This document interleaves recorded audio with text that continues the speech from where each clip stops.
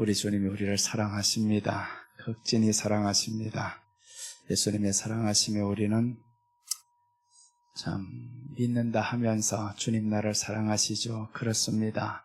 고백하면서 주님이 우리를 향한 사랑에 대해서는 때로는 사모하지 않을 때가 있어요. 알려고 하지 않을 때가 있습니다. 단지 우리가 원하는 것만 해결해 주세요. 나의 기도는 이런 것입니다. 주님 다른 거 원치 않아요. 내 기도를 들어주세요. 알고 보면 다 내 필요한 것들이었어요. 우리 주님이 원하는 것은 너희 기도의 응답의 도구가 아니라 나를 주기 원한다. 내가 너와 함께 하기를 원한다. 여러분 정말 하나님이 오늘 우리와 함께 하시려고 우리를 불러냈다라고 성경은 말씀하고 있어요. 이스라엘 백성들을 왜 그 430년 노예 생활 가운데서 불러냈냐 봤더니 내가 너희 가운데 거하려고, 하나님이 우리 가운데 거하려고 불러내셨다라는 겁니다. 왜 그러면 하나님이 우리 가운데 거하시려고 했겠어요? 이제 그 말씀을 드리겠습니다. 하나님이 우리를 불러내신 이유가 있어요. 왜 그러면 우리를 여기에서 지금 애굽에서 있는 사람들을 여기에 불러내셔서 거하려고 라고 합니다. 거하려고. 이게 출애굽기 주제입니다. 하나님이 우리와 거하려고 내가 너희를 불러냈다라는 겁니다. 원래 있던 상태는 어디냐 하면 이 애굽이었어요. 애굽에 왜 들어갔냐 하면 하나님의 말씀에 대한 불순종입니다. 에덴 동산에 쫓겨난 이 사람들이 최후에 너무 타락하니까 결국에 애굽이라는 이 상황 속에서 살게 됩니다. 이 사람들을 하나님이 불러내셔서 내가 너희와 함께 거하려고, 너희 중에 거하려고 라고 했어요. 그럼 왜 하나님이 거하려고 하실까? 이유는 하나입니다. 거하려는 목적이 에덴 동산에서 하나님이 아담과 함께 했어요. 거했어요. 아담은 다른 말로 하면 사람입니다. 사람과 함께 하는 것을 하나님이 좋아해요. 그래서 하나님이 여기에 이 사람들 거해서 여기 다시금 에덴 동산, 이 에덴을 회복하겠다라는 것이 하나님의 목적이었습니다. 이 에덴은 다른 말로 하면 예수님께서 신약에 오셔서 말씀하죠. 너희는 하나님 앞에 이렇게 구하라는 거예요. 하늘에 계신 우리 아버지여, 이름이 거룩히 여김을 받으시오며 뜻이 하늘에서 이룬 것 같이 땅에서도 이루어지이다. 하늘에서 이루고 싶은 뜻은 하나님이 우리와 함께하는 뜻이었어요. 그래서 예수님을 이 땅에 보내셔서 그 하나님이 사람과 함께합니다. 제자들을 불러내신 이유가 내가 너희와 함께한다라는 거예요. 그리고 이제 예수님이 제자들을 통해서 수많은 사람들 다 같이 오게 만들었죠. 광야에서도 먹였었고 푸른 잔디 위에 앉아서도 먹였었고 5,000명, 4,000명씩 먹이신 이유가 내가 너희와 함께하면서 먹이는 것을 보고 싶다. 그러니까 하나님이 우리 주가 되기를 원하고 우리 모든 책임자가 되기를 원하시는 거예요. 그런데 그 하나님의 책임자이심을 사람들이 믿지 못합니다. 그래서 하나님이 여기 애굽이라는 곳에서 믿게 하려고 10가지 기적을 보여주셨어요. 너희가 그렇게 안 믿어? 너희들 지금까지 400년 동안 애굽 큰 나일강이 자기들이 젖줄인 줄로 알았어요. 나일강, 거기에서 우리가 물 마시고 살아야 돼요. 그것이 나의 젖줄이에요. 이렇게 살았는데 하나님이 보여주시는 겁니다. 아니야, 그 강이 너희들이 젖줄이 아니야. 봐라. 그래서 하나님이 첫 번째 그 나일강이 피가 되게 만들었어요.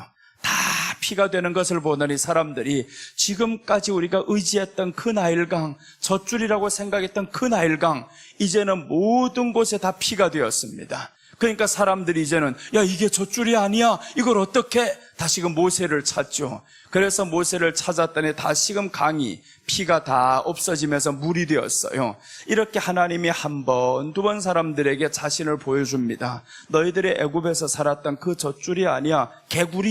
개구리가 이제 두 번째 나오죠. 이 개구리가 왜 온 땅에, 온 집안에 다 들어왔냐면 그때 당시 개구리는 다산의 신입니다. 개구리가 우리 집안에 들어온다는 건 우리 집안에 쌍둥이 낳을 수 있어, 아들을 낳을 수 있어, 다산의 신으로 여겼어요. 그 개구리가 온 땅에 가득했습니다. 얼마나 큰 축복이에요. 우리가 원했던 그 신이 이렇게 많이 들어왔어. 근데 사람들이 너무 시끄러워서 잠을 못 잡니다. 개구리가 온 집안에 많으니까 그렇게 원했던 다산의 신이 우리 집안에 가득히 왔는데 사람들이 괴로운 거예요. 왜 우리 신이 우리를 이렇게 괴롭혀? 그래서 이 개구리를 없이 해달라고 또 기도합니다. 그래서 모세를 통해서 또 개구리를 다 없앴죠. 그러니까 다 먹고 살겠어요. 그런데 하루 이틀이 아니라 보니까 처음에 사람들 의심했었죠. 그래서 첫날 떨어졌을 때 사람들이 이틀분을 가져옵니다. 혹시 내일 안 줄까 봐. 그런데 보니까 내일도 동일하게 또 떨어지는 거예요. 이렇게 살다가 사람들이 이제 지쳤어요. 그 하나만 먹으니까 맛없어요. 그래서 하나님 고기 먹겠다는 겁니다. 우리 애굽에서는 고기도 먹었는데, 그러니까 모세가 말합니다. 하나님, 저들이 고기를 먹겠다고 하는데 내가 어디서 이 많은 사람들 고기를 잡아주리까? 양을 잡은들 저희들에게 되겠고 소를 잡은들 되겠습니까? 바다의 고기를 다 잡은들 저들이 먹겠습니까? 모세가 이렇게 말하는 거예요. 그때 하나님이 말씀합니다. 모세야, 내가 손이 짧아졌느냐? 내가 능력이 작아졌느냐? 너 왜 그렇게 말해? 그래서 하나님이 말씀합니다. 내가 한 달 동안 저희들 먹이리라. 모세도 그때 깜짝 놀랍니다. 한 달 무슨 수로 먹입니까? 그런데 하나님이 동풍을 불게 해서 메추라기가 오게 하는데 입에 냄새 나도록 저희들을 먹였어요. 왜 그렇게 했냐면 너희들 바랐던 그거 봐라. 내가 줄 수 있다. 내가 다 줄 수 있는데 이제 의심하지 말라는 거. 의심하지 말라. 너희들이 원하는 거 내가 다 줄 수 있어. 그러면서 하나님이 저희들에게 드디어 법을 정해주십니다. 너희가 그 땅에서는 노예로 살았지, 아무것도 없이 살았지, 이제 너 쉬면서 살아. 쉬면서, 누구 믿겠습니까? 쉬면서 살아라는데 365일 일만 하던 사람들에게 너 이제 쉬어도 돼. 일주일에 한 번 쉬어. 그러니까 사람들이 이게 무슨 신이야? 우리를 왜 쉬라고 해? 이런 사람이 없을 거란 말이에요. 너무 좋았죠. 한 번도 쉬지 못하면서 일했는데 이 신은 우리를 향해서 쉬라고 하네요. 먹을 것 주면서 요구하는 거 다 들어주면서 낮에는 또 우리 덥다 하면 구름 기둥이 나타나고 밤에는 춥다 하면 불 기둥이 나타나고 이런 신이 어디 있냐? 그 신이 우리와 함께 거하려고 한다라는 겁니다. 그 신이 우리와 함께 거하려고 한다. 그래서 그 신이 함께 거하는 것을 이제 에덴 동산을 통해서 회복이 됩니다. 에덴 동산에 하나님이 사람과 함께 거했었는데 여기에 죄가 들어옴으로 인해서 쫓겨나가죠. 그래서 여기에서 하지 말아야 될 것들이 있습니다. 죄가 들어오면 안 된다. 그 죄가 다른 것도 아닙니다. 율법 내가 너에게 주겠다. 그 율법 지키기 어려운 거 아니야? 한번 생각해봐라. 율법이 지키기 어려운 게 아닙니다. 365일 동안 일만 하던 사람들에게 일주일에 한 번 쉬어. 이게 법이라는 겁니다. 이게 법인 거예요. 하루도 못 쉬는 사람들에게 너 지금 일주일에 한 번 쉬어. 하루 쉬어. 이게 무슨 법이에요? 이 법은 우리를 너무 편하게 만드는 것이고 너무 행복하게 만드는 것입니다. 그래서 어제 보았던 성경 구절이 신명기에서 나오는 말씀이 여호와는 너희 행복을 위해서 너를 불러냈다라는 겁니다. 우리 행복을 위해서 불러냈어요. 그 행복이 바로 나와 함께 거하는 것이다. 내가 너에게 얼굴을 비추는 것이다. 그래서 하나님이 우리에게 주신 법 중에 가장 큰 법이 나 외에 다른 신 두지 말라. 이제 다른 신 두지 말라. 내 얼굴 가리게 하지 마. 나하고 너 이제 이 사이에 얼굴 가리면 안 된다. 그것을 하나님이 말씀하시는 겁니다. 이게 출애굽기의 내용인 거예요. 그래서 출애굽기의 내용 가운데서 하나님이 홍해를 건너기까지는 전능하심을 다 보여주셨습니다. 내가 봐라 전능하다. 너희들 원하는 거 내가 다 할 수 있어. 보이는 것만 길이라고 생각했는데 바닷속에 길을 냈었지. 다 보여주면서 너희들 대적하는 자들 따라왔었지. 괴롭히는 자 봐라 지금 어떻게 죽는가. 그래서 이제 애굽 사람들이 여기에서 다 죽습니다. 무기를 들고 오던 사람들이 다 죽어요. 그러니까 하나님이 말씀하죠. 내 원수가 있냐? 내게 맡겨라. 너는 편하게 가기만 하면 된다. 내가 하는 거 보기만 해라. 하나님이 보기만 하라는 거예요. 그래서 우리가 해야 될 것은 하나님만 바라보면 되는 겁니다. 여호와를 바라보라 하는데 그걸 못한다라는 거예요. 그 믿음 그것만 하라는데 사람들이 그걸 못합니다. 그래서 애굽의 사람들하고 우리가 똑같이 살아가요. 내가 너와 함께 지금 거하려고 하는데 너 왜 자꾸 그것 때문에 걱정하고 있냐? 걱정할 게 그거 아니야. 내 얼굴이 너희 앞에 가려진 거 그것 때문에 걱정하라는데 사람들은 그게 아니었어요. 그렇게 보여줘도 이 사람들이 믿지 못합니다. 그렇게 해서 하나님이 거하려고 해서 에덴 동산이 드디어 회복합니다. 이 에덴 동산 회복하는 것을 이제 여기에서 보여줍니다. 거하려고. 근데 어떻게 거하는데요? 하나님이 모세에게 말씀합니다. 모세야 너 올라오라. 올라와서 내가 너희들과 함께 거하려고 하는데 너 지금 이제 하나 만들어라. 나와 함께 거할 집을 만들어라. 그래서 집 만드는 것이 성막이었어요. 이 성막을 만들어서 하나님이 백성들과 함께 거하려고 성막을 만들라는 겁니다. 아니, 사랑하는 사람이 살 집이 있어야 하잖아요. 이 하나님을 성막에 가둘 수 있을 정도로 하나님이 낮춰주신 겁니다. 너 나 만나기 위해서 내가 나를 낮춰서 성막에 들어가 있을게. 그 탐탐한 곳에가 내가 들어가 있을게. 하나님이 그 깝깝한 곳에서 기다리는 거예요. 내 백성이 언제 오나, 내 백성이 언제 오나. 그렇게 해서 하나님이 기다리는 것이 이제 성막을 통해서 백성들이 제사 드리러 나오는 겁니다. 죄를 지으면 그 죄를 해결하려고 이제 하나님 앞에 나오잖아요. 그래서 이제 여기에 하나님이 드디어 함께하는 이 성막 됐습니다. 이렇게 하다 솔로몬 때는 성막이 아니라 성전이 세워졌죠. 더 큰 것이 세워졌어요. 왜 큰 것을 세웠냐면 우리 같은 이 인간들이 어떻게 하나님을 용납할 수가 있겠어요. 그래서 최대한 크게 그 하나님을 큰 집에 모시려고. 근데 사람들이 처음에는 좋았었는데 훗날에 보니까 이 성전을 이용해 처먹는 거예요. 아무런 관심도 없습니다. 성전에는. 성전에 계신 하나님께는 관심도 없어요. 이게 살아가다 보니까 이제 성전 하나님이 허물어 버립니다. 너희들 성전에 계신 나를 무시하고 있어. 그럼 허물어 버려. 의미 없다. 이제 너희들 존재 가치가 없다. 그래서 이스라엘이 망하는 겁니다. 이스라엘이 두 번에 걸쳐 망하죠. 한 번은 북이스라엘이 망하고 한 번은 남유다가 망합니다. 다 망하는 이유가 하나님의 이름을 망령되이 여기고 다른 것을 내 신이라 불러서 그런 겁니다. 그래서 망하는 거였어요. 우리는 정말 이것을 통해서 이제 어제 말씀 계속 이어갈게요. 어제 말씀해 보시면 레위기 6장 8절 9절에서 나오는 말씀이죠. 번제물은 아침까지 제단 위에 있는 석쇠 위에 두어야 한다.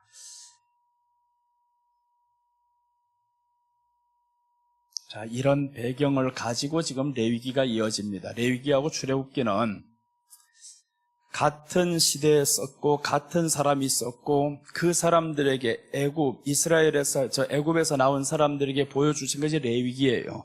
그럼 레위기는 이 백성들이 애굽에서 나와서 이제는 광야에서 성막을 짓고 살아야 할 법들을 가르치는 겁니다. 에덴 동산에서 하나님이 법을 주셨어요. 이 선악과 먹으면 안 돼. 이 법을 주셨던 것처럼 이 백성들에게 다시금 행복한 법을 주셨어요. 내가 너희를 위해서 법을 줄 것이다. 그래서 레위기를 통해서 하나님이 법을 주십니다. 너희는 나오면 이렇게 살아야 돼 하고, 제사장은 어떻게 살아야 되고, 범죄했을 때는 어떻게 해야 되고, 이런 것들을 하나님이 가르쳐 주신 것이 레위기였어요. 자, 그럼 레위기 어제 6장 번제물에 대해서 봅니다. 번제의 보충규례입니다. 지금 번제는 우리 지난번에 1월 달부터 지금 계속 하고 있어요. 번제의 보충규례. 번제 1월 달에 했는데 지금에 와보니까 다시금 하나님 6장에 와서 번제 보충 설명하겠다. 번제는 십자가에 달리신 예수님을 의미해요. 이 예수님이 십자가에 못 박히심을 1장에서 정말 너무 상세하게 기록이 됩니다. 복음서에 나타나는 그 십자가의 고난보다 구약의 레위기에서 나타난 예수님의 죽으심이 더 처참하게 표현이 됩니다. 예수님이 왜 이렇게 처참하게 죽어야 되는지 보여주신 거예요. 어떤 사람이 범죄를 했어요. 범죄했을 때 어떻게 해결하냐. 유일한 해결한 방법은 제사밖에 없어요. 하나님 앞에 나아갈 때는 피 흘림이 없은즉 죄 사함이 없느니라. 히브리서에서 말씀했어요. 피 흘림이 없은즉 죄 사함이 없느니라. 그럼 죄를 진 이 사람은 어떻게 해야 되냐면 누군가를 데려와서 피를 흘리게 만들어야 되는데 그것이 흠없는 수컷이어야 되고 흠없는 숫양이고 염소여야 되고 이렇게 수컷만 가지고 와야 된다. 수컷이라는 건 이 땅에 남자의 모양으로 오신, 아들의 모양으로 오신 예수님을 의미해요. 예수님께 이제 오시면 안수를 해라. 거기에 안수를 하고 이 짐승을 잡아야 됩니다. 그게 다 누가 해야 될 일이냐 하면 죄인이 해야 될 일입니다. 레위기 1장에서 나오는 내용입니다. 3절에서 9절까지 보면 이렇게 네가 범죄를 냈을 때 한 흠없는 소를 가져와야 된다. 수컷 소를 가져와라. 그리고 이제 수컷 소에게 너 안수를 해야 된다. 이런 말씀들이 나옵니다. 자, 보시면 그는 번제물의 머리에 안수할지니, 괜찮아요. 안수할지니 그를 위하여 기쁘게 받으심이 되어 그를 위하여 속죄가 될 거잖아. 속죄가 된다라고 했죠. 용서가 된다. 너 번제물 가져왔지? 그에게 안수를 하라는 겁니다. 이 번제물은 흠없는 수컷을 가져와야 돼요. 그 흠없는 수컷이 누구냐? 예수님이에요. 예수님을 예표한다라는 거죠. 이 소에게 안수함으로 인해서 내 죄가 이 소에게 다 전가가 됩니다.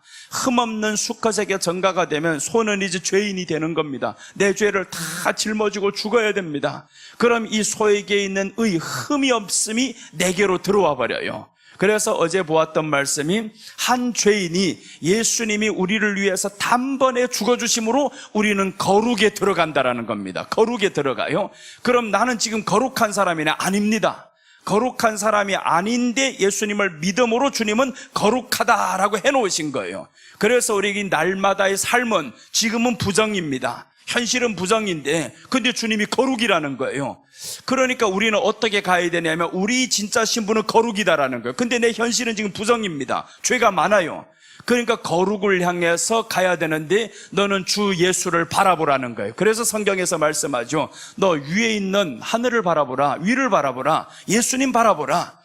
그래서 우리 안에 거룩 예수님을 바라보아야만이 우리가 예수님을 닮아가는 겁니다. 이 안에 거룩이 형성되는 거예요. 예수님을 안 보면 우리 안 부정입니다. 죄가 있어요. 그럼 이 죄가 있는 사람은 예수님을 바라봐야만이 이제 정결로 나아가는데 예수님 안 바라보면 너는 거룩이 아닙니다. 거룩이 들어왔으면 반드시 정결로 나아가야 되고 정결해진 사람은 더 예수님께 가까이 가려고 해야 되고 그게 우리 신앙의 과정입니다. 그래서 이제 오늘 보면 번제의 보충규례입니다. 레위기 6장에서 8절에서 13절까지 번제의 보충규례 보충규례 있는 그대로 씁니다. 그 다음에 이제 우리 6장 9절 한번 봅니다. 첫째, 어제 번제물 가져와야 됩니다. 번제물 아침까지 석쇠 위에 두라라고 하죠. 석쇠 위에 두라. 자, 9절 말씀이었어요. 이 번제물은 예수님을 의미한다고 했습니다. 번제물 석쇠 위에 둬야 된다. 이 석쇠라는 것은 뜨거움을 의미하죠. 뜨거운 곳에 둬야 되는데 예수님의 고난입니다. 예수님이 우리를 위해 죽어주심이에요. 그러므로 인해서 예수님이 우리를 위해 죽어주심으로 우리가 이제는 영원한 속죄가 됩니다. 아침까지 두어야 되는데 그럼 언제 잡았다는 것이에요? 저녁에 잡았다라는 거죠. 그래서 저녁에 잡은 이 예수님을 죽인 예수님을 아침까지 두어라. 이건 새날을 의미합니다.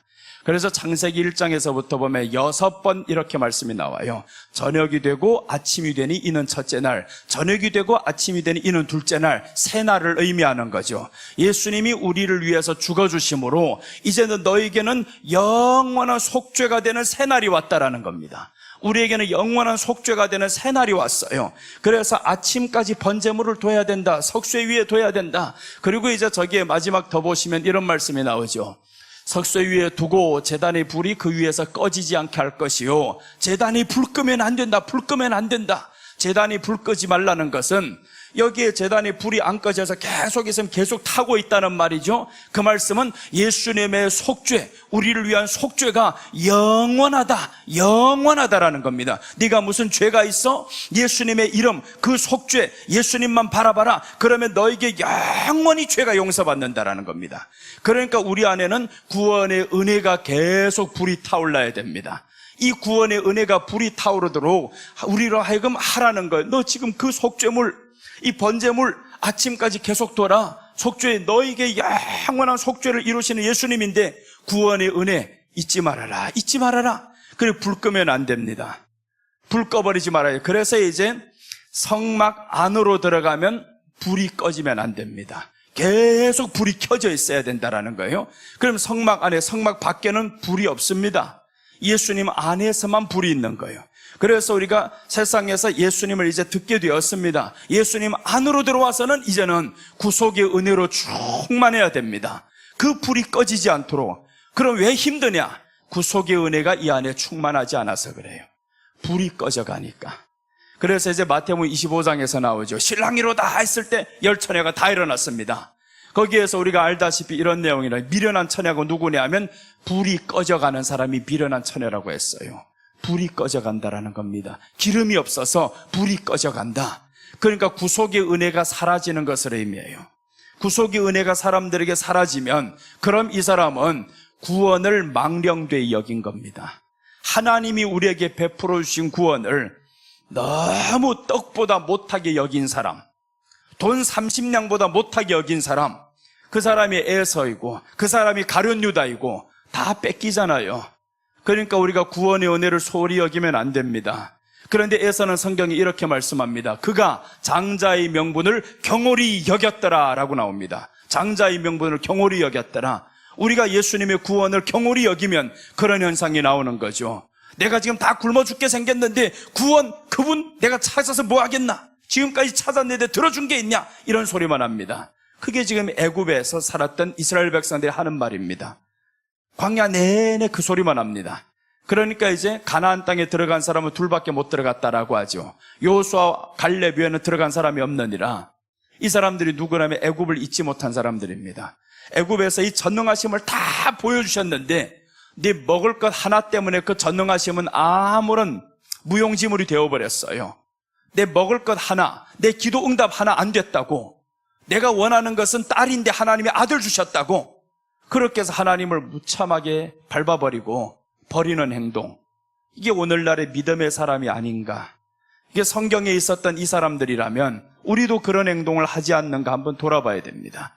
그래서 오늘 번제물 아침까지 석쇠 위에 두라라는 겁니다. 아침까지 영원한 속죄다. 예수님이 우리를 위한 그 속죄는 영원한 속죄니까 우리는 불만 꺼지지 말게 하라는 거예요. 불만 꺼지지 않게 하라. 그래서 이제 구원의 은혜는 우리 안에 꺼지면 안 됩니다. 그 꺼지지 않자면 기름이 계속 있어야 되죠. 기름이. 그 기름은 성령을 의미하죠. 그래서 성경에 말씀하죠. 너희는 성령의 충만함을 받으라 라는 거예요. 항상 성령의 충만함을 받으라.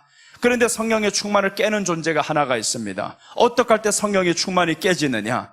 죄가 들어오면 깨집니다. 죄라는 것은 별것 아닙니다. 성경에 말하는 그대로 시기와 질투와 다툼과 분쟁과 이런 것들이 우리 안에 들어오면 깨집니다. 도덕적인 것만 말하는 게 아닙니다. 성경은 우리 마음에서 나오는 것들이 부정하다라고 했어요. 입으로 들어가는 것은 다 괜찮은데 마음으로 나오는 것은 부정하다. 그게 뭐냐? 시기와 미움과 다툼과 음란과 이런 것들이 다 마음에서 나오는 것들이다.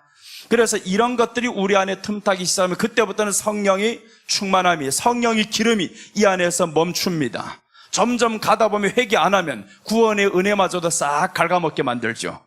그래서 우리 안에는 성령의 충만은 내 안에는 시기와 미움과 다툼과 이런 것들을 다 버려야 됩니다.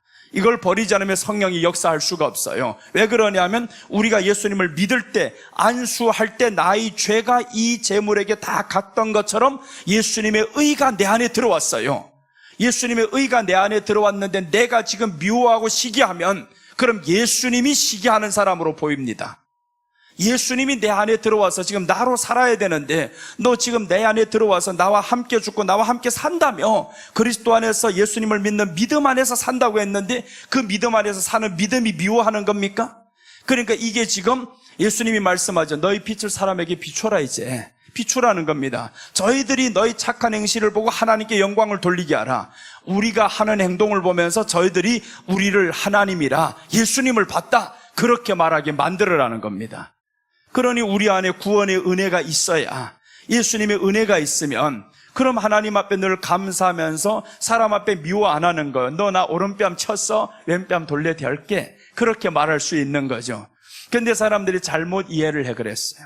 여기에서 잘못 이해합니다. 율법에서는 이렇게 말씀해요. 예수님이 말씀했죠. 누가 너에게 오른뺨을 치면 왼뺨도 돌려대고 겉옷을 달라고 하면 속옷도 줘라. 이렇게 말씀해. 이게 율법이었어요. 그런데 이것을 잘못 사용한다라는 겁니다. 구약은 이렇게 말씀합니다. 부지 중에 한 사람이 지금 너에게 눈을 쳤어요. 눈을 쳤으면 그럼 어떻게 말해야 되냐면 성경은 눈은 눈으로 이는 이로 갚아야 된다. 그게 누구에게 한 말씀이냐면 친 사람에게 한 말인 거예요. 맞은 사람에게 한 말이 아니고, 율법에서는 말씀하면 네가 부지 중에 사람을 쳤어. 이렇게 쳤으면 네가 저 사람에게 눈을 쳤으니까 내 눈을 갚아줄게요. 이래야 된다라는 거예요. 내가 우리 앞에 앉으신 분에게 얘기하다 보니까 잘못해가지고 이 막 하늘 탁 던진 게 눈에 맞아버렸어요. 그러니까 눈에 맞은 이 사람을 향해서 내가 어떻게 말을 하냐 하면 아유 죄송해요. 눈 보니까 너무 퉁퉁 붓겠어요. 내 눈도 하나 쳐주세요. 그런데 안 친다라는 거예요. 그렇게 할 수가 없어요. 왜 그랬냐 하면 신약을 한단 말이에요. 신약에서 이렇게 말씀하는 거예요. 맞은 사람을 향해서, 신약에서 예수님이 말씀하는 거는 맞은 사람에게 하는 말입니다. 이 맞은 사람에게 맞았으면, 왼눈을 맞았으면 오른눈도 치세요. 그럼 구약의 율법 4개에 있어서는 나는 쳤으니까 저분 보고 내 눈을 쳐라고 할 거 아니에요. 눈은 눈으로 갚아야 되니까. 그러니까 내가 눈을 쳤으니까 내 눈을 치세요 하는데, 신약이 예수님이 말씀은 맞은 사람에게 오른쪽도 하나 더 치세요. 그럼 내가 지금 너무 미안해서 내 눈을 쳐라고 하는 사람에게 오른쪽을 쳐라고 하면 치겠냐고요. 이게 지금 율법이고 복음입니다. 그럼 얼마나 서로가 미안해져요. 너무너무 고맙잖아요. 미안하고. 이게 관계라는 거예요. 이렇게 살아가면 하나님이 너희들에게 함께 하심을 저들이 본다라는 겁니다. 근데 이 법을 반대로 사용하는 겁니다. 반대로 사용하니까 사람들이 다 밟아버리는 거예요. 내가 이렇게 쳤습니다. 하나를 딱 쳤는데 눈이 다쳤어요. 그런데 저분이 지금 맞은 사람이 말하는데 내가 신약의 법을 사용하면 안 된다라는 겁니다. 때린 사람이 신약의 법을 사용해가지고 예수님께서 오른뺨을 치면 왼뺨도 돌려대라고 했습니다. 그래가지고 이 사람 맞은 사람에게 하나 더 치려고 한다는 거예요. 이게 그런 법을 잘못 사용한 거죠. 예수님이 말씀하는 그게 아니었어요. 때린 사람 있으면, 부지 중에 때렸으면, 너 사람 상하게 했으면 배상을 해라는 거예요. 네가 소를 죽였어? 저 사람의 타인의 물건을 손상을 입혔어? 그럼 배상을 하라는 거예요. 때린 사람에게, 손상 입힌 사람에게, 맞은 사람 보고 하라는 게 아닙니다. 그런데 신약은 예수님이 맞은 사람이 이런 사람이 있으면 하라는 거죠. 하나 더 하세요. 이런단 말이에요. 그럼 하겠냐고요? 못하죠. 너무 미안해서. 그 다음에 이제 돈 빌리는 것도 있죠. 성경 이렇게 말씀하면 네가 네 형제에게 돈을 구워주거든 이자를 받지 말라고 했어요. 이초에 이자를 받지 말라. 근데 그 이자만 받지 말라는 말이 또 다른 데서 나오는 게 이렇게 나옵니다. 내 형제에게 돈을 구워주거든 이자를 받지 마. 그 다음에 빌린 사람에게는 뭐라고 하냐 하면 네가 누구에게 빌렸어? 그럼 20%를 갚아. 20%를 더해서 갚으라고 했어요. 내가 앞에 계신 이분에게 지금 돈을 100만 원을 빌렸어요. 그럼 내게 주어지는 법은 어떤 법이냐 하면 20%를 더해서 갚아야 되는 법이 내게 주어지는 겁니다. 그럼 받은 사람에게는 어떤 법이 주어졌냐 하면 이자 받으면 안 돼. 그럼 한번 봐봐요. 우리가 서로 법을 사용한단 말이에요. 이제 그 법을 지키는 사람입니다. 100만 원 빌렸어요. 너무 힘들게 살 때 100만 원 빌려줬어요. 그래서 내가 100만 원 다 이제 일 다 해결되고 120만 원 이렇게 준단 말이에요. 너무 고마웠어요. 나 그때 그 돈 아니었으면 우리 학교도 못 갔었고 너무 힘들게 살았었는데 그 돈 빌려줘가지고 너무 고마웠어요. 성경에서도 20% 더 해라고 이렇게 갚으라고 해서 내가 갚아요. 120만 원 주니까 이분은 아니라는 거 나 못 받아요. 성경에서 이자 받지 말라고 했어요. 형제에게 주면 이자 받지 말라고 했어요. 그러니까 서로 이 성경의 법 가지고 아니요 성경은 주라고 했어요. 아니요 주지 말라고 했어요. 그러니까 20만 원 빌려준 사람하고 갚아야 될 사람 사이에 이런 뭐가 생기겠어요? 감사, 고마움이 생기는 거죠. 감사와 고마움. 그런데 반대로 이 법을 사용합니다. 내가 지금 빌렸는데 빌린 사람 입장에서 이렇게 말하는 거예요. 성경에 이자 받지 말라고 했죠? 그런단 말이에요. 그럼 이분은 또 어떻게 말하냐면 20% 더 해라고 했죠? 그러니까 문제가 생기는 거예요, 이게 다. 아니, 갚아야 될 사람은 그렇게 말하면 안 되는 겁니다. 갚아야 될 사람에게는 하나님이 20%를 더해서 갚아. 받아야 될 사람에게는 이자를 받으면 안 돼. 이렇게 했단 말이에요. 그런데 다 오늘날에 갚아야 될 사람이 그런 소리 합니다. 이자 받지 말라고 했어요? 이자 받으면 안 돼요? 이러니까 관계가 깨지죠. 2번 빌려주고 싶겠냐고, 이런 사람. 주고 싶지 않죠. 관계가 다 깨지게 만들었어요. 여러분, 우리가 하나님의 말씀, 우리에게 율법을 주신 것은요, 우리 덕을 위해서 주신 겁니다. 우리 서로 간의 화목을 위해서 하나님이 우리에게 법을 주셔요. 율법. 그래서 율법은 전혀 어려운 게 아닙니다. 우리에게 하나님의 행복을 위해서 율법을 주셨다라고 어제 우리 말씀 보았어요. 신명기 10장 10절에서 12절 한번 다시 읽고 갈게요.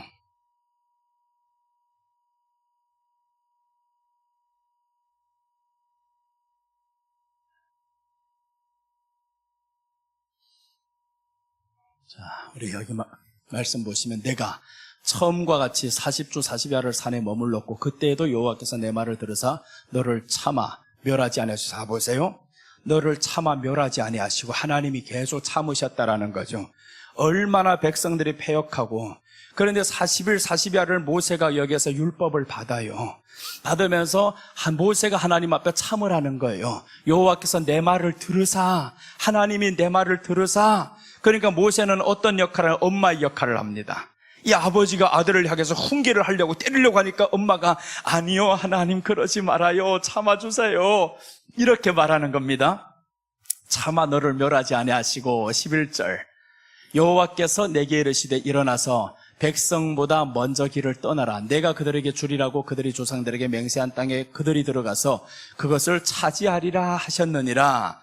이제 하나님이 주신다고 하는 땅이 있습니다. 가나안 땅이 있어요. 그다음 12절 보시면 이스라엘아 네 하나님 여호와께서 내게 요구하시는 것이 무엇이냐? 곧 네 하나님 여호와를 경외하며 그의 모든 도를 행하고 그를 사랑하며 마음을 다하고 뜻을 다하여 네 하나님 여호와를 섬기고, 그 다음 13절 이제 나옵니다. 내가 오늘 네 행복을 위하여 내게 명하는 여호와의 명령과 규례를 지킬 것이 아니냐.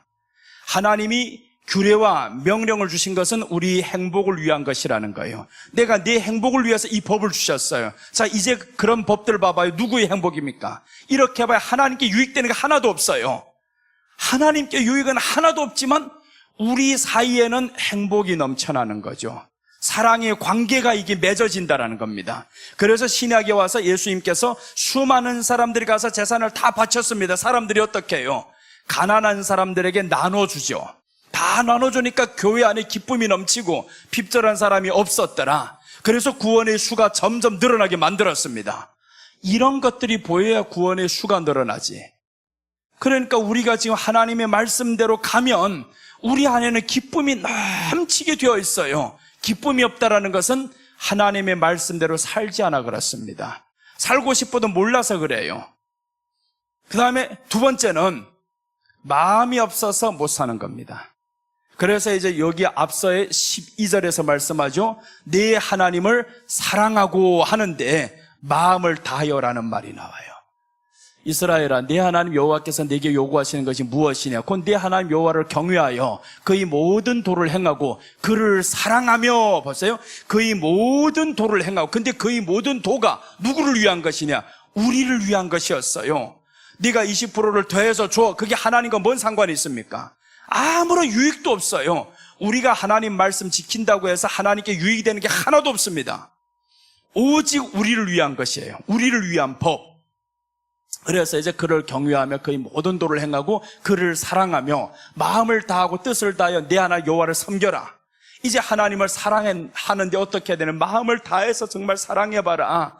마음만 있으면 할 수 있습니다. 마음이 없어서 못하는 거예요. 마음이 있으면 뭐든지 힘들질 않아요. 마음이 없어서 그런 거예요. 그래서 우리가 하나님 앞에서 우리 자신을 돌아보면 네가 진짜 나를 향해서 찾고 있는 것이 무엇이냐? 하나님을 찾는 게 아니었습니다.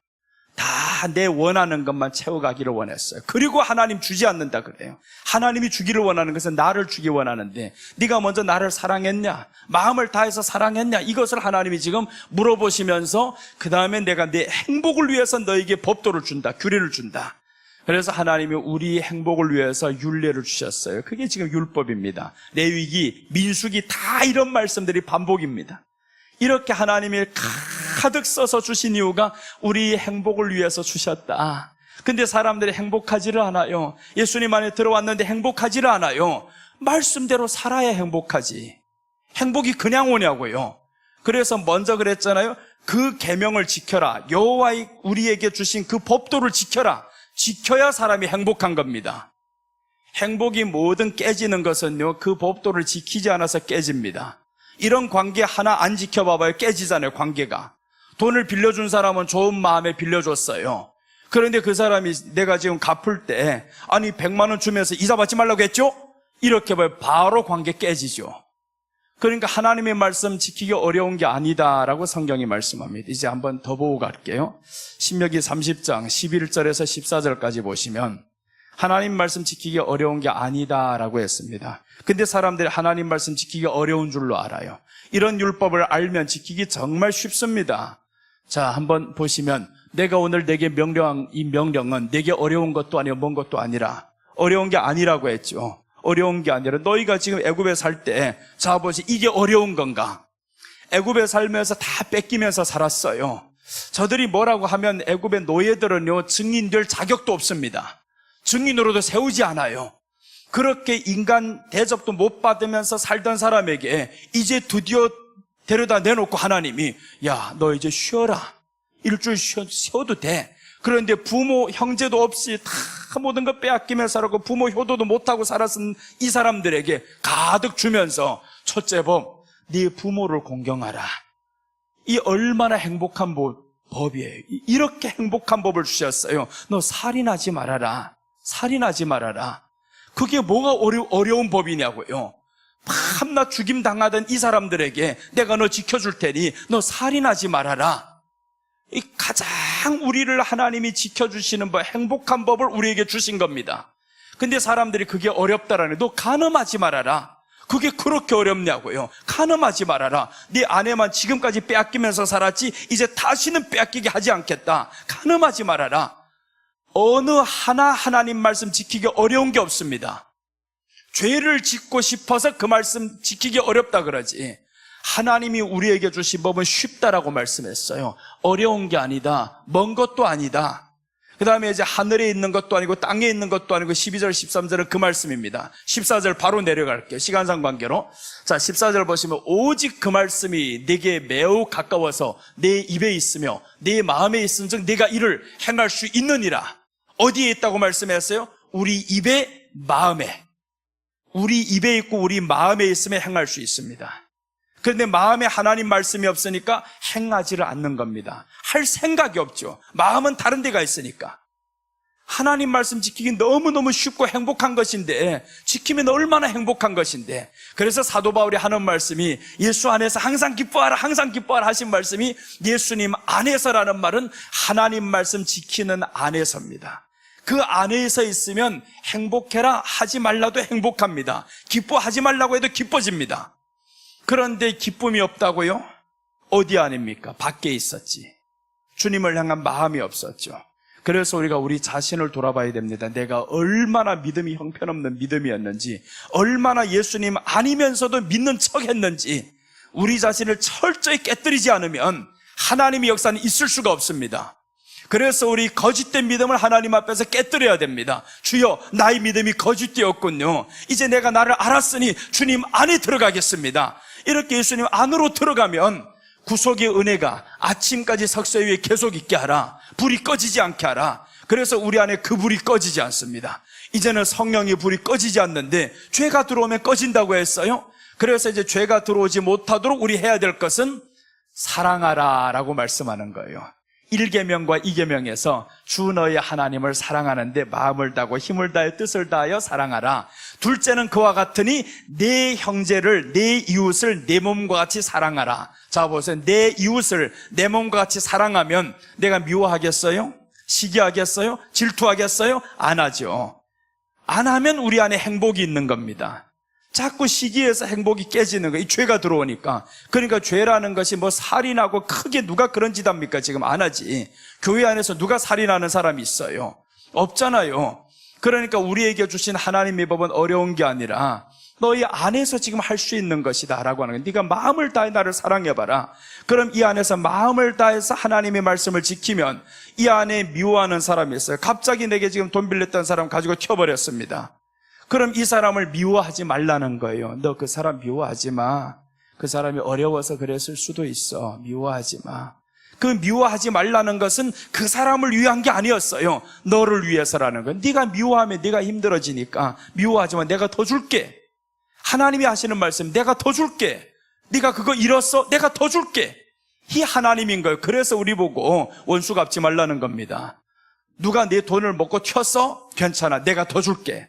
그 하나님인 거예요. 하나님이 우리를 향해서 더 주겠다라는 겁니다. 그러니까 너 그 사람 미워하지 마. 괜찮아. 내가 다 알아서 할게.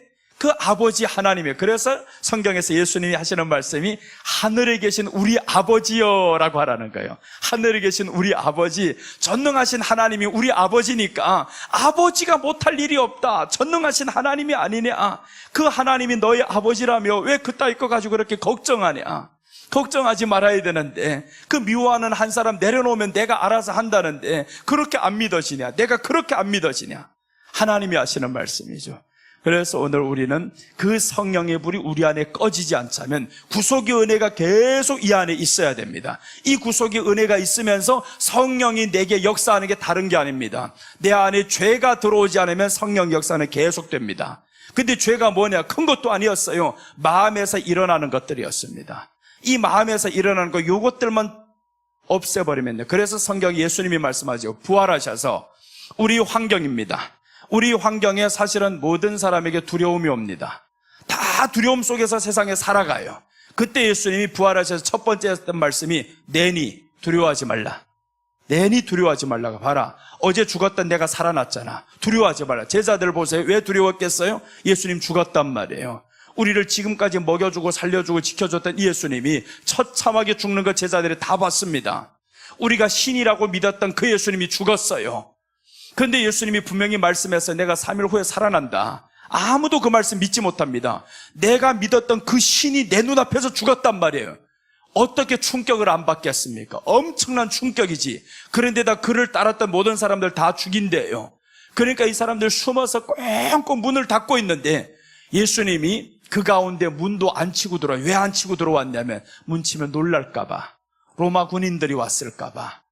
너무너무 우리 마음을 아니까 그 가운데 조용히 나타난 거예요. 여러분 한번 생각해 보세요. 문 꽁꽁 잠그고 있는데 조용히 그 앞에서 어제 죽었던 그 사람, 무덤에 들어갔던 그 사람, 처참하게 벗겨지면서 죽었던 그 사람이 지금 여러분 앞에 조용히 나타났어요. 둥! 나다. 이러고 나타나봐요. 어떻겠는가? 얼마나 놀라겠어요. 그런데 주님이 놀라지 말라, 두려워하지 말라, 봐라, 나다, 살아났다. 제자들 그때 마음이 성경은 이렇게 표현합니다. 너무 기뻤다라는 거예요. 정말 기뻤어요. 우리가 생각했었던 그 신 죽은 게 아니었어. 다시 살아났어. 지금까지 봤던 그 어떤 것도 죽었다가 살아난 거 본 적이 없어. 근데 이 신이 다시 살아났어. 그러니까 제자들이 너무너무 기뻤어요. 여러분, 우리 안에 그 예수님이 다시 살아나면 기쁨이 있습니다. 그래서 주님이 첫 번째 하시는 말씀이 두려워하지 말라는, 내니 두려워하지 말라. 그랬더니 바로 두려움이 사라졌잖아요. 유독요, 다른 나라 사람들, 서양 사람들 암에 걸리면 두려워 안 합니다. 그대로 받아줍니다. 별것 아니야. 감기처럼 하나 왔다 가는 것이야. 이렇게 생각하면서 살아가는데 유독 우리나라 사람만 두려워합니다. 암이 왔다 하면 쭉 주저앉아 버려요. 다 끝났다. 그건 믿는 사람이나 안 믿는 사람이나 똑같아요. 믿는 사람도 암이 걸렸다면 완전히 주저앉아 버립니다. 이제 다 끝났다. 하나님이, 야, 뭐가 끝났다고 그러냐? 내가 너희 안에서 지금까지 있었는데 너 왜 나 자꾸 끝났다고 하냐? 하나님이 얼마나 답답하겠어요. 암이 걸려도 괜찮아요. 암세포가 우리 안에 다 있습니다. 그놈이 내가 약하니까 조금 나왔을 뿐이지, 내가 강해지면 다시 되는 거예요. 그래서 우리 안에 그 하나님의 말씀이 있음으로 인해서 예수님 내 안에 강하신 분이요, 예수님 내 안에 두려움을 다 쫓아내신다고 했습니다. 그러니까 예수님이 이 안에 충만하면 아무 두려움 없는데요. 그러면 저쪽에 미국 사람들, 서양 사람들 예수님으로 충만해 그럴까요? 아닙니다. 사고방식이 그래요. 이 사람들 그거 하나 스쳐가는 병이야, 이렇게 생각하니까 두렵지를 않아요. 어차피 인간은 왔다 다 죽는 것이야. 그렇게 생각하면서 살아가니까 와도 두렵지 않은 겁니다. 그런데 우리는 왜 그렇게 두렵냐고요? 똑같은 사람인데. 그게 사고방식이 우리를 사로잡아가래요. 암이라는 것이 오면 우리는 죽는다라는 공포 속에서 미리 수십 년 전부터 사람들이 그렇게 내려왔습니다. 그러니까 암이 오면 우리는 죽는다라고만 생각해요. 지금 보세요. 죽는가? 안 죽잖아요. 얼마나 살아난 사람들 많고, 우리 대한민국에서 지금 암을 치료하는 치료제들이 다 나오잖아요. 두렵지도 않은 것인데 괜히 미리 떨고 있습니다. 그러니 하나님이 보면서 얼마나 어처구니 없겠어요. 내가 전능하다고 너 고백했잖아 어제도 전능하신 하나님, 전능하신 나의 주 하나님은 찬양을 해놓고 오늘 아프니까 또 바로 전능하심이 사라져버렸어요. 그러니 하나님이 야 어제는 입으로만 너 나 전능하다 그랬지 문제만 닥치면 전능함이 어디 갔어 이거 다 사라지는 이런 믿음. 그러니 살기 힘들죠. 그래서 오늘 우리 주님이 말씀합니다. 번제물 아침까지 석쇠 위에 두라. 이 번제물 죽는 게 아니다. 너를 위해서 구속하신 이 은혜가 아침까지 영원히 너의 속죄가 되는데 그분이 못할 일이 무엇이겠냐라는 겁니다. 그분이 못할 일이 없다. 그래서 우리가 그 믿음을 가지고 한번 가보시기를 바랍니다. 자, 그 다음에 사도행전 10장 38절 한번 보겠습니다.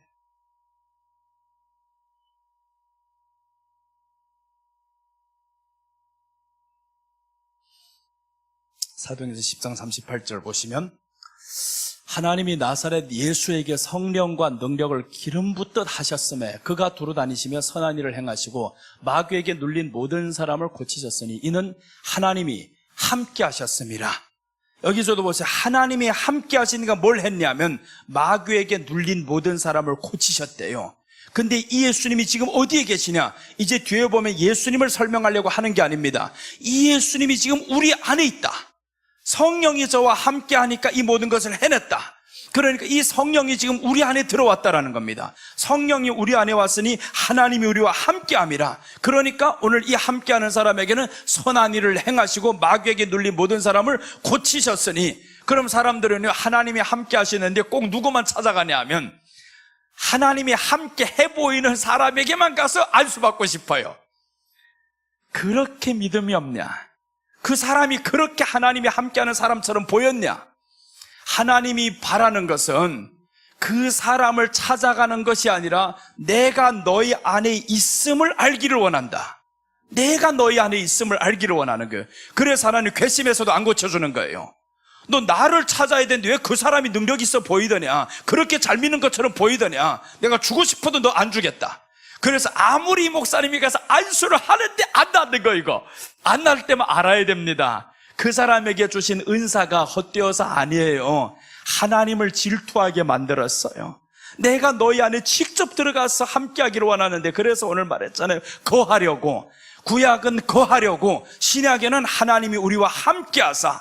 그래서 예수님의 다른 이름이 임마누엘입니다. 예수님이 태어나면서 두 가지 이름을 동시에 가지고 나시죠. 마태복음 1장 21절에서 저가 자기 백성의 죄를 뭐라고 했어요 이제? 마태복음 1장 21절 보고 갑시다. 아들을 낳으리니 이름을 예수라 하라. 이는 그가 자기 백성을 그들의 죄에서 구원할 자이심이라. 구원자라는 이름으로 나타났는데 자기 백성을 저들이 죄에서 구원할 자. 여기만으로 끝난 게 아닙니다. 여기만으로 끝나면 안 됩니다. 아무런 의미 없어요. 그 다음에 두 번째 23절입니다. 23절에서 나오는 것이 이것 때문에 이 앞에 일이 있어야 됩니다. 자, 뒤에 보시면 보라, 처녀가 잉태하여 아들을 낳을 것이요 그의 이름을 임마누엘이라 하리라. 하셨으니 이를 번역한즉 하나님이 우리와 함께 계시다. 죽는 것만 목적이 아닙니다. 이스라엘 백성들의 애굽에서 구원하셔서 광야에서 데려다 놓는 것만 목적이 아닙니다. 구원의 목적이 아닌 거예요. 하나님의 목적은 구원을 통해서 우리에게 안식을 주려고. 그래서 가나안 땅 정복하라는 거예요. 내가 너에게 줄 땅 저기다. 안식하려고. 안식을 주려고 하나님이 구원했지 광야에서 그냥 하나님의 보호 속에서 살려고 하신 게 아닙니다. 그래서 우리들의 믿음은 이제 구원받은 이 사람들은 예수님 안에서 안식하는 것이 바로 함께하는 겁니다. 내가 이제 하나님이 함께하니 날마다 기뻐하노라. 그래서 사도 바울이 두 가지 고백, 나는 날마다 죽노라 라는 고백을 합니다. 나의 육은 날마다 죽고 내 자랑은 있으면 이젠 하나님, 내가 죽는 것을 자랑합니다. 세상 생각 죽이고 이제 하나님이 주신 내게 은혜 족합니다. 그 은혜 안에서 나 항상 기뻐하면서 살아갑니다. 이 고백을 사도 바울이 하는 거예요. 그러니 사도 바울이 마음에는 기쁘죠. 모든 걸 다 내려놓을 수가 있어요. 아유, 내가 가졌던 지식 알고 보니 아무것도 아니었어. 학벌, 참 모든 명예 아무것도 아니었어. 그리스도를 얻고 보니까 이건 아무것도 아니야. 그래서 배설물로 여겼다라고 나옵니다. 배설물로 여겼다. 예수님을 얻고 보면요, 아무것도 아닙니다. 아무것도 아니, 별것 아니다. 예수님이 최고다. 그래서 예수님이 우리에게 주고 싶어하는 거 바로 여기에서 말씀하는 아침까지 석쇠 위에 두라. 너 구속의 은혜 아침까지 영원히 구속의 은혜가 너희 안에 있고, 그리고 이제 불 끄지 말아라. 성령의 충만함 가지고 살아라는 거예요. 성령의 충만하면 그럼 너 이제 기뻐하며 살 수 있어. 그래서 성령의 충만을 방해하는 것들, 우리에게는 두 가지가 나옵니다. 자존심이에요. 요놈의 자존심이 우리를 방해합니다. 그래서 사람들에게서 자존심과 욕심이에요. 모든 시기와 질투와 미움과 이런 것들 어디에서 나왔냐면 내 자존심을 건드렸고 내 욕심을 건드렸습니다. 그래서 이 두 가지를 우리는 깨버려야 되는데 사도 바울이 이것을 깹니다. 나 십자가에 정과 욕심을 못 박았다라는, 내 정과 욕심을 십자가에 못 박았다. 그러니까 우리가 이제 자존심하고 욕심만 십자가에 박아버리면 아무 문제가 없어요. 늙어도 괜찮아요. 없어도 괜찮아요. 내가 누구에게 보여주기 위한 것도 아닙니다. 내 얼굴 누구에게 보여주기 위한 것도 아니고, 돈이 있어서 누구에게 보여주기 위한 것도 아니고, 그냥 예수님으로 인해서 족합니다. 그렇게 살아가면 하나님이 얼마나 주고 싶겠어요. 너 나를 소유했으니 모든 것을 다 가진 자로다. 그래서 우리 주님이 말씀하죠. 사람이 온 천하를 얻고도 오늘 밤 내 영혼을 취하며 무엇이 유익하리요? 라고 했습니다. 다 주면 뭘 하겠냐? 너 영혼 취해버리겠다. 대신 너 아무것도 없어 보이지? 나를 너에게 줄게. 그럼 천하를 가진 것보다 더 큰 것이다. 반대로 말하면 이 말인 거죠. 그래서 이제 서머나교회 사람들에게 하는 말씀이 이겁니다. 너희들이 지금 이렇게 가난해 보이지, 빈곤해서 아무것도 없어 보이지? 아니다. 실상은 부자다. 예수님이 말씀하세요. 실상은 너희가 부자야. 그런데 라오디게아 교회는 너무 많이 가졌어요. 너무 많이 가졌는데 우리 주님이 말씀합니다. 너는 가난해서 벌거벗고 다니는 것 같다. 많은 것 같은데 가난하다는 겁니다. 지금 이 시대가 그렇잖아요. 50년 전보다 우리 얼마나 잘 살아요. 근데 사람들 잘 산다고 생각 안 합니다. 이렇게 헬조선하고 쓸데없는 말을 하고 있어요. 뭔 헬조선입니까? 그럼 40년 전으로 한번 갈래 다시? 그런 사람들 다시 애굽에다가 쳐넣어버려야 돼요. 이 애굽 사람들, 애굽에 살 때, 노예로 살 때 이 사람들 광야에 나와서 얼마나 좋았어요. 그 좋았는데 자꾸 애굽에 있을 때 지금의 사람들 그런 거예요. 그렇게 행복한데, 이렇게 많은데 자꾸 부족하다 하고, 그럼 하나님이 너 다시 50년 전으로 보내야 되겠다. 저 6.25 때처럼 그때로 한번 보내봐야 되겠다. 그럼 얼마나 끔찍한 일입니까 이게. 너무 끔찍한 일이에요. 북한이 쳐들어와가지고 막 쏘고 하면 끔찍한 일이잖아요 이게. 그런 끔찍한 일이 우리에게 다시 일어나도록 사람들이 말하는 것 보면 일어나는 자처하고 있어요 이거. 하나님 앞에 감사하면서 지금까지 누려왔던 이 세월들 하나님의 은혜였습니다. 그럼 하나님의 은혜를 자꾸 감사하고 하면 하나님이 어느 대적이 오게 만들겠어요. 너희 대적이 내게 오느냐? 너희 다섯이 만을 당하겠고 하잖아요. 너희 다섯이 만을 당한다. 그러니까 나만 있으면 된다. 두려워할 필요 없다. 그러니까 우리가 이제는 예수님 안에서 이렇게 충만하게 살아가면 사실은 두려움이 우리 안에서 떠나갑니다. 그래서 이제 두려움이 있는 사람이 있으면 오늘 다 몰아내시기 바랍니다. 시편 51편 11절 한번 보겠습니다.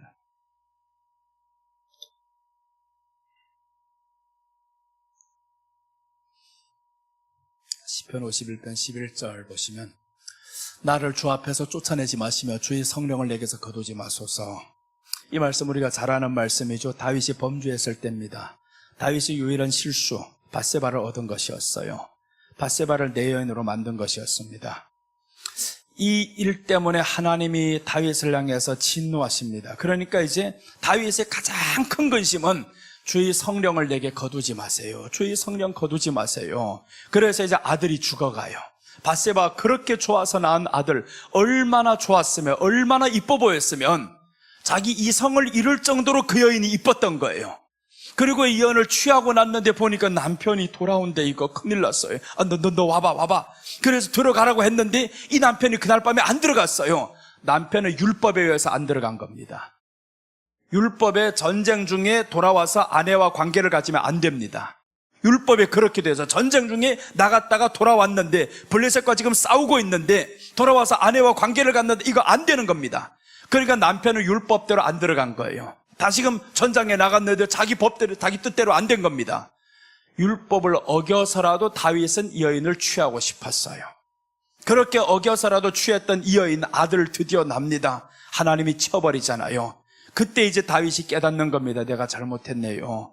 내가 주의 성령, 떠나게 만들었어요. 그러니까 이 말씀은 거두지 마소서 하는 것은 너무 두려워요. 하나님 성령이 있어서 내가 지금까지 이렇게 모든 걸 다 형통하게 지나왔었는데 이제 알고 보니 성령 떠나면 안 됩니다.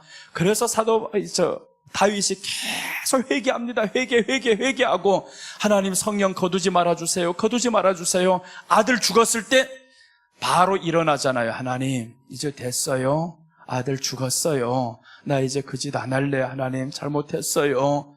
그렇게 해서 하나님이 회개를 하고 하나님 앞에 회개를 하고 이 성령이 다시 한번 다윗에게 회복이 됩니다. 그러니까 성령이 우리 안에 충만하니까 다윗을 향해서 하나님이 말씀하는 거예요. 너 이제 성전 지으려고 준비 다 됐지. 성전 하나님이 다윗에게 조감도까지 다 주셨어요. 솔로몬 진 게 아닙니다. 솔로몬은 그냥 다윗이 준비해 둔 것 가지고 조감도까지 다 있어서 조감도 없으면 짓지도 못합니다. 다윗에게 하나님이 조감도를 다 줬어요. 그럼 여기서 한번 생각해 보세요. 하나님이 다윗을 지라고 지금 조감도까지 다 줬는데, 다 지려고 돈까지 다 준비됐는데 하나님이 하시는 말씀은 다윗 너 못 짓는다. 왜요? 절하면서 조감도까지 줬잖아요. 그런데 하나님이 너 피를 많이 흘렸다. 멈춰라. 이게 성령에 충만한 사람은요, 하나님의 말씀에 멈춰라 할 때 멈추는 겁니다. 내가 할 수 있는 힘이 있다고 다 하는 게 아닙니다. 할 수 있는 힘이 있다고, 할 수 있다고, 다 가진다고, 그게 아니잖아요. 다윗이 가질 수 있었어요. 내가 왕이니까 그 여인 가질 수 있었어요. 네가 가질 수 있다고 다 갖는 게 아니야. 성령의 충만함은 가질 수 있는 것도 아닌 것이면 갖지 말아야 됩니다. 성령의 충만하면 할 수 있는 것도 하나님이 멈추라고 하면 하지 말아야 됩니다. 얼마나 평생의 소원이 성전을 짓고 싶겠어요. 하나님이 드디어 조감도까지 다 주셨는데, 근데 이 주신 하나님을 향해서 말 한마디 안 하고 하나님이 말씀하니까 네 하고 멈췄습니다. 그게 다윗이요. 그래서 하나님이 신약에 와서 뭐라고 말씀해? 다윗이 내 마음에 합한 사람이다 라는 겁니다. 우리가 하고 싶은 것 안 하는 것, 멈출 수 있는 것, 그것이 성령의 음성을 듣는 겁니다. 하고 싶다고 다 해서 되는 것이 아니고, 능력이 된다고 해서 다 가져도 되는 건 아닙니다. 그래서 성령의 열매 중에서 마지막 하나가 절제가 나옵니다. 절제다. 하나님이 너보고 하지 말라고 하면 하지 말아야 돼. 멈춰야 돼. 그래서 다윗이 딱 멈추고 모든 것을 솔로몬에게 줘요. 솔로몬이 자격이 됐을까요? 자격돼서 받은 게 아닙니다. 너 똑똑해가지고 왕이 된 게 아니야. 다윗의 유일한 실수가 저희 엄마였어요. 솔로몬의 엄마. 두 번 다시 생각도 하고 싶지 않은 그 일, 그 엄마에게서 난 그 아들, 받을 자격이 하나도 없습니다. 그런데 그 왕위가 솔로몬에게 가는 거예요. 그걸 보면서 솔로몬은 어떻게 생각해야 되겠어요? 하나님의 은혜로다. 근데 그 은혜를 다 잊어버립니다. 다 잊어버리고 자기가 똑똑해서 된 줄로 알아요. 그게 솔로몬이었습니다. 그래서 훗날에 솔로몬 이후에 나라가 깨지잖아요. 하나님의 은혜를 자기가 자격이 되어서 받은 줄로 착각을 하면 큰일 납니다. 자격이 돼서 받은 게 아니에요. 솔로몬 자격이 됩니까? 안 됐어요. 왕이 된 이후로부터도 성전을 지어야지. 바로 성전을 지어야 되는 성전 안 짓습니다. 애굽 여인을 취해오는 거예요. 애굽 여인을 내 아내로 만들어버렸어요. 가장 하나님이 싫어하는 것, 그것부터 하고, 그리고 이제 생각해보니 내가 나이 어려요. 아직 백성들을 다스려 본 일이 없어요. 그래서 하나님 앞에 이제 번제 드리러 가는 게 일천번제입니다. 순서가 바뀌었으면 얼마나 좋겠어요. 먼저 일천번제를 드려보고 하나님께 지혜를 물어서, 하나님, 애굽 여인 내가 지금 결혼을 하려고 하는데 해야 될까 말아야 될까요? 너 율법 모르냐? 몇백 년 전에 저 모세에게 준 말씀 생각도 안 하냐? 말씀 저버렸습니다. 애굽 여인 취하면 안 됩니다. 그런데 왕이 되고 가장 먼저 했던 일이 애굽 여인 취해버렸어요. 우리 성경 어디를 보냐면 신명기 17장 15절 한번 볼게요. 여기에서 애굽 여인 취하면 안 됩니다. 이스라엘 사람들이 훗날에 왕을 요구한다고 하나님이 알고 계셔요. 그래서 이제 왕을 요구하면 그래 주라는 겁니다. 주되 어떻게 해야 되느냐? 세 가지를 하나님이 명하십니다. 반드시 내 하나님 여호와께서 택하신 자를 내 위에 왕으로 세울 것이며, 내 위에 왕을 세우려면 내 형제 중에서 한 사람을 할 것이요 내 형제 아닌 타우겐을 내 위에 세우지 말 것이며, 그러니까 내 형제 중에서라는 거죠. 이스라엘 백성들 중에서만 왕을 세워. 그렇게 해서 세웠습니다. 그 다음 16절 보세요. 그는 병마를 많이 두지 말 것이요 병마를 많이 얻으려고 그 백성을 애굽으로 돌아가게 하지 말 것이며 병마를 얻으려고 애굽으로 가도 안 됩니다. 병마를 얻으려고 애굽 가도 안 되는데 이 사람이 애굽 여인을, 애굽의 공주를 자기 여인으로 맞이합니다. 되겠냐고요? 병마를 얻으려고 가서 안 됩니다. 왜냐하면 애굽에서 섬겼던 모든 신들, 이 우상, 음란 이런 것들이 애굽에서 다 나왔는데 이 사람들이 병마를 얻으려고 애굽에 가면 뭘 보고 오겠어요? 애굽에 저 섬기는 음란한 것들 보고 오지 다. 그럼 이 사람들이 와서 죄를 퍼뜨린다라는 거예요. 그러니까 애굽에 가지 말라는 거예요. 네가 힘을 기르려고 말을 얻으려고 애굽 가지 말라. 하나님이 너희 힘이다. 그것을 하나님이 말씀하는데 애굽의 사람들을 보내서 수많은 말들을 가져옵니다. 그 다음에 둘째는 뭘 하지 말아야 되냐면 그 백성 애굽에 돌아가게 하지 말 것이며 이는 여호와께서 너희에게 이르시기를 너희가 이후에는 그 길로 다시 돌아가지 말 것이니라 하셨습니다. 17절 그에게 아내를 많이 두어 그의 마음이 미혹되게 하지 말 것이며 아내를 많이 두지 말라는 거예요. 아내 많이 두면 안 된다. 근데 솔로몬은 1000명을 두었습니다. 1000명의 아내를 두었어요. 1000명 두자면 어떻게 해야 되냐면 자기가 눈에 보기 좋은 건 다 가져와야 됩니다. 누구 집에 아내든 뭐든 상관없어요. 내가 갖고 싶은 건 다 가져야 됩니다. 그럼 사람들에게 얼마나 큰 아픔을 줬겠어요. 그렇게 해서 네가 가질 수 있는 힘이 있다고 해서 다 가지면 안 됩니다. 다윗하고 완전히 정반대잖아요. 다윗은 할 수 있는 힘이 있는데 안 했던 겁니다. 근데 솔로몬은 할 수 있는 힘이 있다고 다 해버렸습니다. 자, 그 다음에 이제 보면 은금을 많이 쌓지 말 것이요. 솔로몬 시대에 은금이 제일 많았습니다. 은금 많이 쌓지 마. 근데 솔로몬이 다 범합니다. 이게 지금 솔로몬이었어요. 할 수 있는 거 다 해버렸잖아요. 내가 가질 수 있는 거 다 가졌고 그렇게 했던 게 솔로몬. 근데 다윗은 아니었습니다. 다윗은 멈추라 할 때 멈췄습니다. 하나님의 마음에 합했어요. 그래서 솔로몬 그 시대에 나눠야 되는데 하나님이 뭐라고 말씀하냐면 내가 네 아버지 때문에 내 아버지가 나의 명령과 법도를 그렇게 지켰다, 즐거워했다. 그래서 내 아버지를 생각해서 내가 네 시대는 나누지 않겠다라는 겁니다. 이렇게 경고를 줬으면 어떻게든 회개해야지. 회개해서 자기 자식들에게 말해줘야 되잖아요. 얘들아 다 와봐라. 나 지금까지 살았던 거 너희들 다 봤지. 1000명의 여인들 데리고 살면서 하나님을 너무 경록히 했다. 우리 아버지처럼 나 살지 못했다. 그렇게 하면서 아들들에게 다 말해줬으면 절대 그런 일이 일어 안 납니다. 내가 백성들 노역 이렇게 힘들게 시켰고 너무 내가 잘못하게 살았다. 그 말했으면 되는데 아무 말도 안 해주고 죽어버렸어요. 르호보암이 아버지보다 더 악하게 나오잖아요. 그래서 아들이 더 악하게 나옵니다. 좋은 교훈을 받아야 되는데 좋은 교훈 받지 못했습니다. 그래서 오늘 우리가 번제물 아침까지 둬야 된다. 이 말씀은 구속의 은혜가 영원히 우리 안에서 불이 타올라야 됩니다. 이 구속의 은혜가 불이 타오르지 않으면 우리 안에는 죄가 들어옵니다. 죄가 들어오면 그 죄는 반드시 우리를 넘어지게 만들어요. 망하게 만듭니다. 죄는 축복으로 절대 가지 않습니다. 망하게 만들어요. 다 빼앗기고 나서 그제야 사람들이 돌아온다 그럽니다. 그게 탕자의 비유에서 나오는 말씀이죠. 죄가 들어왔잖아요. 아버지를 떠나는 것이 죄였단 말이에요.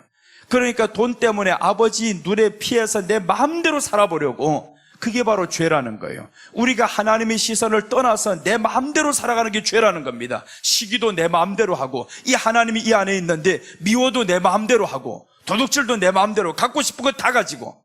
어떤 사람도 3개월에 한 번씩 휴대폰 바꾸는 사람이 있어요. 쓸 줄도 모르면서 그렇게 자꾸 하는 사람들이 있어요. 뭐가 그렇게 중요해서. 그런 것들 갖고 싶은 거 다 갖지 말라는 거예요. 다 갖고 싶은 거 다 가져봐야 좋은 게 없어. 하나님이 나로 인해서 만족해라, 만족해라. 그게 하나님이 우리에게 부탁하는 말씀이에요. 어려운 게 아니다라고 말씀했잖아요. 내 명령 어려운 게 아니다. 네 입에만 있고 마음에만 있으면 지킬 수 있다. 그게 하나님이 우리에게 주시는 말씀, 오늘 첫째 이렇게 말씀드렸어요. 둘째까지 말씀드리다가 이제 마치겠습니다. 오후에 이제 셋째로 넘어가겠습니다. 둘째, 다시 본문으로 돌아오면 레위기 6장 10절입니다. 제사장은 세마포 긴 옷을 입고 속바지로 하체를 가려야 됩니다. 제사장. 이제 제사장이 나오죠. 제사장은 여기 해야 될 일이 있습니다. 세마포 긴 옷을 입어야 된다.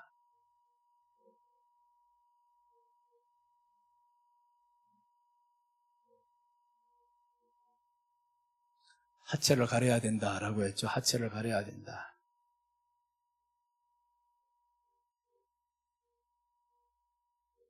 10절입니다. 10절 우리 다 같이 보겠습니다. 제사장은 세마포 긴 옷을 입고 세마포 속바지로 하체를 가리고 제단 위에서 불태운 번제의 재를 가져다가 제단 곁에 두고, 이제 제단 곁에서 불태운 재가 있습니다. 그 곁에다 둬라.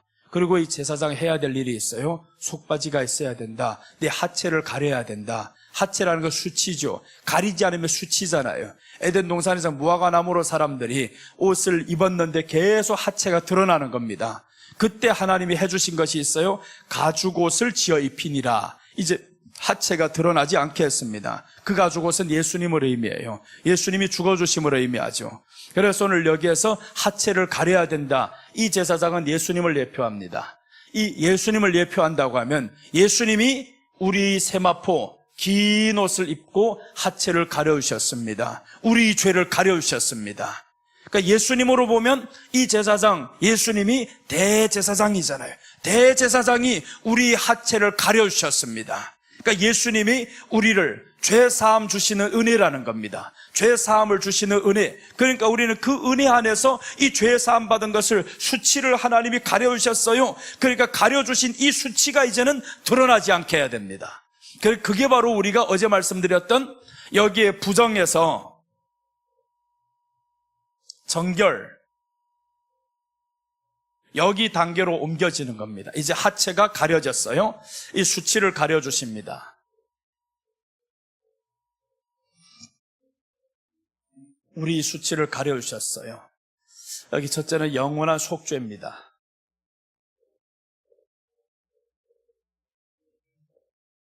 자, 수치를 가려주셨습니다. 이제 여기에 이렇게 수치가 있어요. 부정은 죄를 의미합니다. 이것을 예수님이 세마포 긴 옷을 입고 우리 부정을 가려주셨습니다. 가려주셨으니까 우리가 이제는 가려주신 이것 때문에 여기로 가는 겁니다. 부정은요, 정결을 닿으면 안 됩니다. 그래서 이제 레위기에서 뒤에 보면 민수기, 신명기 다 이 말씀이 나와요. 부정한 사람과 다치지 말라. 그 다음에 사람이 죽었어요. 그 사람을 만진 자는 7일 동안 부정하니, 이런 말씀들이 많이 나와요. 그게 한마디로 다 하면 부정과 정결, 이 말씀을 하는 겁니다. 부정한 사람, 이 정결을 닿으면 이 정결은 부정해진다. 그럼 부정해진 사람은 어떻게 가서 옷을 빨아야 된다. 이런 말씀들이 많이 나와요. 옷을 빨아야 되고, 그 다음에 옷을 빤 사람은 제사장이 와서 보고, 오, 이제 다 빨았어? 정결해졌어? 그럼 제사장이 그때 이제 정결 선포하는 겁니다. 이렇게 정결이 된 사람은 여기에서 거룩을 향해서 나아갑니다. 그럼 봐봐요. 이제 여기에 부정이 되었던 사람이 여기에서 옷을 입혀 주었으니까 이제는 어디 되었냐면 여기로 된 겁니다. 정결이 된 거예요. 예수님이 옷을 입혀줬고 수치를 가려줬으니까 용서를 받았잖아요. 이 부정이 이제는 더 이상의 부정이 아니라 정결이 된 겁니다. 이 정결한 사람은 이제 어디를 가야 되냐면 여기를 가야 되는 거예요. 그런데 이 정결이 다시금 부정을 맞닿으면 정결은 못 이깁니다. 정결은 절대 죄를 이길 수가 없어요. 죄를 이기는 것은 거룩이 이기는 겁니다. 거룩이. 그래서 어제 보았던 말씀이 히브리서에서 나오는 말씀이 10장 10절에서 예수님이 단번에 죽어주심으로 우리가 거룩하게 되었느니라 하는 겁니다. 예수님이 우리를 위해서 단번에 죽어주시니까 우리가 이제 거룩하게 되었대요. 그러니까 오늘 이 거룩은 예수님, 부정은 예수님만이, 거룩만이 이길 수 있는 겁니다. 절대로 정결이 부정을 못 이깁니다. 정결은 부정에 닿으면 부정해지고요, 정결은 거룩을 닿으면 거룩해집니다. 그래서 우리 보고 하나님 말씀하죠. 너 애굽 돌아가지 마. 애굽 가면 너 부정해져. 애굽 가지 말라는 거예요. 너 세상 본받지 마라. 부정해져. 그래서 오늘 이 말씀 보세요. 이 뜻을 따라 예수 그리스도의 몸을 단번에 들이심으로 말미암아 우리가 거룩함을 얻었노라라고 했죠. 예수님이 들이심으로 우리가 거룩함을 얻었지 우리가 거룩하게 된 게 아닙니다. 예수님의 거룩이 거룩으로 부정을 없애버려 주셨어요. 그러니까 우리는 이제 부정이 용서를 받았으니까 우리 현주소는 여기라는 겁니다. 정결을 유지해야 됩니다. 정결을 지키는 거예요. 주여 이것을 지켜야 되겠습니다. 그것을 로마서 12장 1절에서 하시는 말씀입니다. 로마서 12장 1절 이제 거룩에 들어가는 단계에서 우리가 해야 될 일이 있는데 이제 삶을 말하는 거죠. 그리스도인의 삶. 여기에 보면 그러므로 형제들아 내가 하나님의 모든 자비하심으로 너희를 권하노니 너희 몸을 하나님이 기뻐하시는 거룩한 산제물로 드리라. 하나님이 기뻐하시는 거룩이라는 게 거룩한 산제물로 우리 몸을 드려라. 이 몸을 부정으로 갖다 맡겨버리면 안 되는 겁니다. 그래서 이 말씀들이 다 어디에서는 거룩한 산제물은 구약의 율법을 통해서 레위기, 민수기, 그러니까 이 구약의 율법을 모르면 신약 해석할 수가 없어요. 해석할 수도 없고 해석해서도 안 되고 다 여기와 관련된 말씀들입니다. 그러니까 레위기 안에 사시는 말씀 그대로 나오는 거죠. 거룩한 산제물로 드려 이는 너희가 드릴 영적 예배니라. 2절 한번 보시면 너희는 이 세대를 본받지 말라. 이제 나오죠. 이 세대를 본받지 말라는 건 구약식으로 말하면 정결이 되었습니다. 부정 본받으면 안 된다. 그래서 이제 3개월에 한 번 바꾸지 마. 다 세상 본받는 거야. 이 세상 본받지 말고 오직 마음을 새롭게 함으로 변화를 받아. 이제 마음을 새롭게 함으로 어떻게 변화를 받으라고 했죠. 여기에 있는 사람 이제 부정이 정결로 되었습니다. 그러나 이 안에 있는 부정이 계속 있습니다. 여기에 닿는 순간 이건 바로 부정이 됩니다. 그러니까 여기에 마음을 새롭게 함으로 어디로 가야 되냐면 위로 가야 됩니다. 하나님의 선하시고 기뻐하시고 온전하신 뜻이 무엇인지 분별하도록 하라. 하나님이 뜻을 향해서 이 사람은 가야 되는 거예요. 그래야 우리가 정결을 유지합니다. 이 정결이 유지되어야 복을 받는 거예요. 죄가 있는 상황에서는 복을 받을 수가 없습니다. 그래 어제 말씀드렸죠. 예수님이 거룩하신 분으로서 저 부정한 나병 환자를 만졌더니 바로 나음을 입었잖아요. 그러니까 거룩이 닿으니까 낫는 겁니다. 거룩이 닿으니까 이 사람은 이제 깨끗해졌어. 깨끗해지면 어떻게 되는 주님이 명하잖아요. 그때 너 이제 깨끗해졌지? 가서 제사장에게 명한 법이 있다. 율법에 명한 법이 있는데 제사장에게 가서 보여라. 율법을 또 말하는 거죠. 율법을 말씀하여 제사장에게 보이면 사람들이 놀라고 너 어떻게 나왔어? 너 이렇게 나병은 부정인데 아니 어떻게 사람이 너를 만지면 그 사람이 부정해져야 되는데 어떻게 그 사람이 부정해야 되는데 네가 나을 수가 있어? 그러니까 제사장들은 아는 거 있대. 예수님이 보통 신분이 아니야. 이거 하나님인 줄은 몰라도 보통 신분은 아니다. 분명히 율법에는 정결이 부정을 닿으면 정결이 부정해집니다. 이게 율법이란 말이에요. 그런데 거룩인 줄은 상상도 못했죠.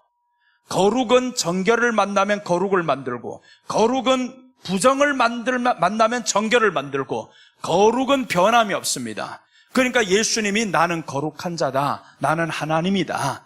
그것을 저 사람들이 보여주라. 율법을 아는 제사장들 가서 보면 네가 거룩해졌다. 깨끗해졌다. 그럼 이 사람들은 속으로 생각하겠죠. 그래서 제사장들 훗날에 보면 예수님을 다 알았어요. 하나님의 아들인 줄 알았는데 왜 죽였냐면 자기들의 욕심 때문에 죽입니다. 욕심 잉태한 자 죄를 낳고 죄가 장성한 자 사망을 낳느니라. 그래서 제사장은 알면서도 예수님을 죽였어요. 그러니 저들이 죽을 때 하는 말, 예수님을 죽이고서 하는 말이 그러잖아요. 이 죄를 우리와 우리 자손에게 돌리세요. 그렇게 하겠다. 이게 얼마나 나쁜 것들이에요. 자기들 죄 받으면 되지 왜 자식들에게까지 다 돌리냐고요. 자손들에게까지 돌리잖아요. 그러니까 예수님을 죽인, 하나님을 죽인 민족이 누구냐? 이스라엘입니다.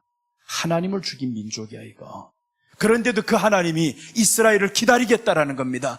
예, 너 기다릴게. 이 동네를 다 돌지 못하여서 내가 다시 오리라. 그래서 마지막에 그 복음이 저기까지 들어가기를 주님이 그렇게 원하시는 거예요. 나를 죽인 민족이었지만 그러나 내가 너를 다시 기다린다. 그런데도 이스라엘 선민 사상 가지고 나오는 사람이 있어요. 이스라엘이 하나님 앞에 선민. 하나님을 죽인 민족이고 상상도 못할 하나님을 죽인 민족. 그 민족이 그렇게 저주를 마땅함에도 불구하고 하나님이 예수님이 다시 기다리는 겁니다. 나 너 기다리겠다.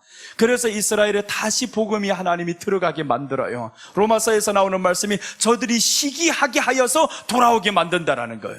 이방인 저 개 같은 것들이 다시 구원받는 거 보면 저들이 시기한다라는 겁니다. 그런데 이방의 복음이 다 전해졌어요. 그러니까 이 이스라엘이 이제 시기하게 되었죠. 아니 저들이 어떻게 하나님을 불러? 하나님을 어떻게 불러? 하나님의 자녀라고 해? 말도 안 돼. 근데 사실이거든요. 그래서 지금 이스라엘이 다시금 복음을 받아들입니다. 복음을 받아들이면서 이제 하나님의 뜻을 알죠. 우리가 그분을 죽였어. 그래서 이제 사도행전에서 스데반이 설교가 바로 그 설교였어요. 너희들이 죽인 이 예수 하나님이 살리셨다. 얼마나 찔렸겠어요. 어제 죽였던 그 예수, 그 사람들이 지금 다 앞에 있는데 너희들이 죽인 이 예수를 하나님이 살리셨다. 그러니까 저들이 화가 나서 돌을 드는 겁니다. 돌을 들여서 스데반을 또 죽여버리죠. 아니, 죽인 지 얼마 안 됐는데 지금 자기네들 죄를 다시 들춰내는 겁니다. 너무 화가 나니까. 그래서 스데반을 또 죽입니다. 이렇게 이스라엘이 점점 죄를 쌓아갑니다. 그러니 주 70년에 이스라엘을 하나님이 멸망시키잖아요. 더 이상 기다리지 않겠다. 멸망시키겠다. 성전 다 없애버려라. 그래서 주 70년에 다 없어집니다. 이제는 각자 흩어지면서 심판을 받아야 됩니다. 그러다가 마지막에 징조로 보여주는 겁니다. 이스라엘이 다시 회복되는 것을 보면 그리스도 안에 사는 사람들아 이제 깨어라는 거예요. 깨어나서 때가 가까움을 보라. 그래서 이스라엘의 회복은요, 주님이 오실 때가 가까이 왔음을 우리는 알아야 됩니다. 이제 멀지 않았다. 징조로 남겨두는 것뿐이지 선민이어서 아닙니다. 뭐 더 특별히 사랑해서가 아니라 너 징조로 하나 남겨둔다. 이 징조를 보면 내가 다시 오심을 알고 이제는 준비하라는 거예요. 그래서 여러분, 우리가 예수님 오심을 이제는 준비하면서 오후에 이 말씀을 지금 다시 이어가야 돼요. 이 말씀이 너무 지금 중요한 것이어서 어제 말씀 여기에서 시작했는데 여기를 오늘 오전까지 지금 끝냅니다. 여기 오늘 레위기를 그래서 쉽게 못 가요. 1월 달에 시작한 이 레위기 이제 그래서 6장까지 왔잖아요. 너무너무 가기가 아쉬워요. 에베소서에 보면 어떤 말씀이나 9절 안에서 그리스도 안에서가 10번 나옵니다. 9절밖에 안 되는데 성경은요, 반복하면요, 글 잘 쓰는 사람들 그렇게 반복 안 합니다. 사도 바울이 누구보다 글 잘 쓰는 사람인데 그리스도 안에서 수도 없이 반복합니다. 너무 중요하니까. 다시 말해도 너무 중요하니까. 그 너무 중요한 것이니까 또 반복해도 이게 지나치질 않아요. 예수님에 대해서는 아무리 말해도 지나치지 않습니다. 너무 중요한 거예요. 레위기 안에서 이 하나 넘어 못 가겠어요. 지금 아무리 봐도 너무너무 소중하니까. 여기에 왔는데 수치를 가려준다는 거, 이것도 알면요, 기가 막혀, 이거. 이 수치를 가려주셨다. 그래서 이 제사장이 세마포 흰 옷을 입고 하체를 가렸다. 예수님이 우리 수치를 가려주셨고, 그 다음에 이제 수치를 가림받은 우리들이 또한 어떻게 살아야 되는가. 이 안에서 이제 또 나옵니다. 그것을 이제 마태복음 안에서 이제 다 설명이 됩니다. 그래서 마태복음은 레위기를 알아야 이 마태복음의 해석이, 마태복음은 다 만지는 거예요. 아니, 정결한 사람이 부정한 사람 만지면 부정해집니다, 이거. 그런데 어떻게 예수님이 사람을 다 만져가지고 고쳐, 이제. 문둥병자, 나병 환자 왔을 때 만지고요. 저 혈루증 여인이 왔을 때 예수님이 옷가에 손을 대시고, 소경을 만났는데 눈을 비비시고, 다 만져서 고치십니다. 죽은 자를 만났는데 주님이 손을 대시고, 아니, 죽은 자 시체에다 손을 대? 시체에 손대는 거는 있을 수 없는 일입니다. 이스라엘 사람들 율법을 아는 사람은 있을 수 없는 일이에요. 저분이 어떻게 시체에 손을 대? 만약에 당신이 하나님이면 이 사람 2번 죽이는 거예요. 죽은 사람에게 또 시체를 댔으니까. 예수님이 이렇게 추악한 짓을 저 사람들이 보기에는 한 겁니다. 근데 예수님이 말씀으로 만지더니 저를 일어나라는 거예요. 너희들 봐, 얘가 죽은 줄 알지? 아니야. 일어나라 하니까 일어나는 겁니다. 그러니까 완전히 그 부정이, 완전한 부정이 완전한 거룩으로 바뀌어지는 거예요. 예수님이 손을 닿을 때. 그러니까 우리가 예수님의 그 손이 우리에게 닿으면 우리가 어떻게 된다라는 거예요. 정결해진다, 거룩해진다, 구원이 임한다. 그래서 이제 뒤에 가보면 누가복음에서는 말씀하죠. 그 부자 삭개오가 얼마나 더럽게 살았겠어요. 남의 그 이스라엘 사람들과 빼앗고 동족 빼앗고 이렇게 살았던 사람에게 주님이 말씀하는데 이 집에 구원이 임하였느니라. 그 부정한 사람에게 구원이 임했다라는 거예요. 사람들이 조롱하죠. 예수님이 어떻게 세린의 집에 들어가, 어찌 창긴의 집에 들어가. 그런데 이 거룩한 이분이 세린의 집에 들어가 버려서 대표적인 죄인, 그 죄인이 구원에 임하였느니라. 거룩으로 가버린 겁니다. 여러분, 우리 안에 예수님이 들어오면요, 죄가 끊어지고 문제가 해결되고 질병이 떠나갑니다.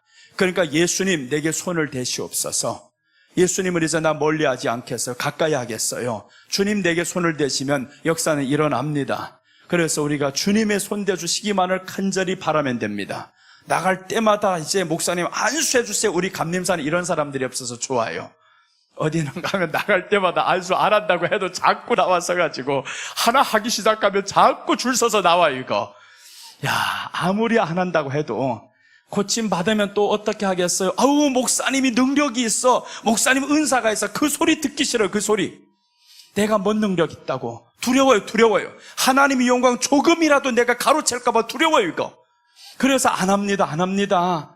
가끔 가다가 날 수도 있단 말이에요 또. 그럼 사람들이 또 나가서 목사님 높일까 봐 두렵다 이거. 그러니까 여러분, 우리는 하나님의 이름만 높이시기를 바랍니다. 그 하나님이 우리를 만졌을 때 우리는 끝나요. 고침받을 수 있습니다. 역사가 일어납니다. 오늘 기도하겠습니다. 예수님 감사합니다. 오후에도 우리 주님의 이름이 드러나기를 원합니다. 오전에 이렇게 주님이 함께 하시면 주님이 그토록 우리와 함께 하시기를 원하시는데 우리 마음이 주님을 밀어냈습니다. 용서해 주시옵소서. 이제 주님을 모십니다. 우리 마음의 왕이 되어 주시옵소서. 마음을 다하여 우리 예수님을 사랑하겠습니다. 하나님을 사랑하겠습니다. 이웃을 사랑하겠습니다. 성령 하나님, 우리를 불쌍히 여겨주셔서 할 수 있도록 또한 도와주시옵소서.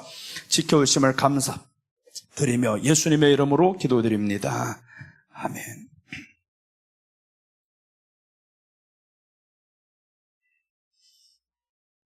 찬송은 계속 하던가 하겠습니다. 어제 아무것도 두려워 말라 이 찬양으로 계속하겠습니다. 사실 우리들의 삶에 두려움이 참 많아요.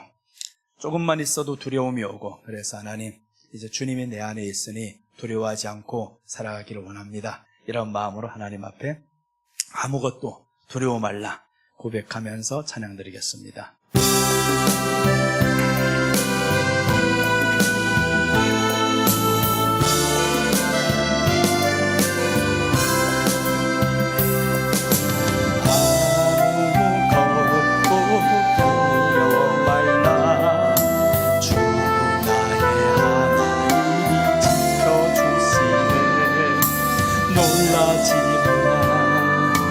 겁내지 말라. 주님 나를 지켜주시네. 아무것도 두려워 말라. 주 나의 하나님이 지켜주시네. 놀라지 말라. 겁내지 말라. 주님 나를 지켜주시네. 내 맘이 힘에 겨워 지칠지라도 주님 나를 지켜주시네. 세상의 험한 풍파 몰아칠 때도 주님 나를 지켜주시네. 주님은 나의 산성,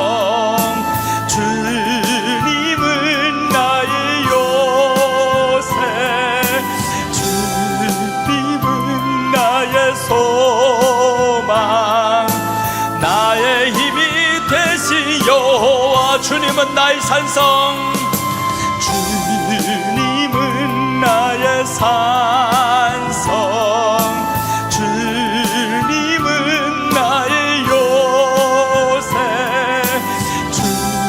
주님은 나의 소망. 다시 한번, 주님은 나의 산성,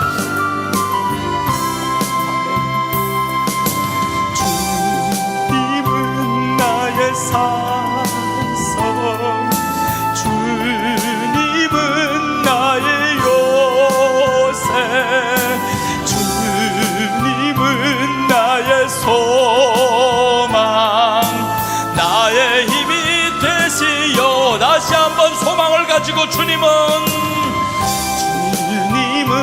나의 산성, 주님은 나의 요새, 주님은 나의 소망, 나의 힘이 되시 여호와.